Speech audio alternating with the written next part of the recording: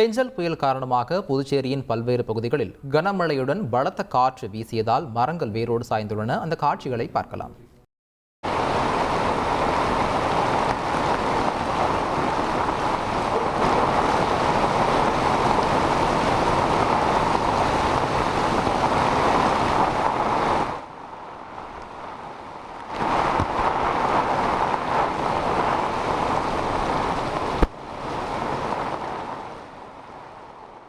இது தொடர்பான கூடுதல் தகவல்களை தருகிறார் செய்தியாளர் எழில்குமார்.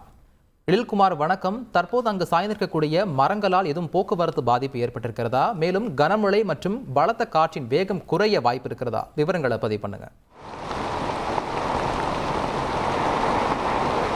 புயலானது கரையை கடந்து வரும் நிலையில் புதுச்சேரியில் தொடர்ச்சியாக 6 மணி நேரத்திற்கும் மேலாக பலத்த சூறாவளி காற்றுடன் கனமழையானது பெய்து வருகிறது. இந்த கனமழையின் காரணமாக புதுச்சேரி நகர பகுதியில் உள்ள பல்வேறு இடங்களில் மரங்கள் வேரோடு சாய்ந்தது. இதன் காரணமாக போக்குவரத்து பாதிக்கப்பட்டது. இருந்த பொழுதிலும் இரவு 8 மணி முதல் அதிகாலை வரை பொதுமக்கள் அத்தியாவசிய தேவையின்றி வெளியே வர வேண்டாம் என புதுச்சேரி அரசு ஒரு உத்தரவு பிறப்பித்திருந்தது.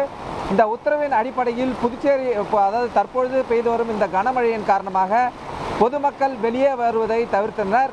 இருந்த போதிலும் அத்தியாவசிய தேவைக்காக மட்டுமே வெளியே வந்தவர்கள் ஒரு சிலர் இந்த மரம் விழுந்ததன் காரணமாக போக்குவரத்து பாதிப்பு ஏற்பட்டு அவர்கள் சிரமப்பட்டனர். இருந்த பொழுதிலும் முத்தியால்பேட்டை பகுதியில் இந்த மரமானது மிகப்பெரிய மரம் சாலையில் நடுவே விழுந்தது.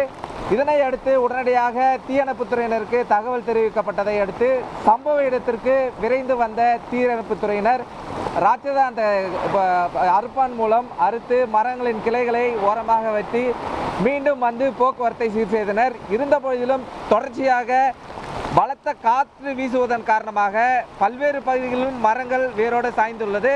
அவற்றையும் தீயணைப்புத்துறையினர் தொடர்ச்சியாக அப்புறப்படுத்தும் பணியில் ஈடுபட்டு வருகின்றனர். தற்பொழுது வரை தொடர்ச்சியாக 6 மணி நேரத்திற்கும் மேலாக பலத்த சூறை காற்றுடன் இந்த மழையானது பெய்து வரும் காரணமாக பல்வேறு பகுதிகளில் முழங்கால் அளவிற்கு மழைநீர் தேங்கி வருவது குறிப்பிடத்தக்கது. களத்திலிருந்து விவரங்களை வழங்கியதற்கு நன்றி எழில்குமார். செய்திகளை உடனுக்குடன் தெரிந்து கொள்ள உடனே சப்ஸ்கிரைப் பண்ணுங்க.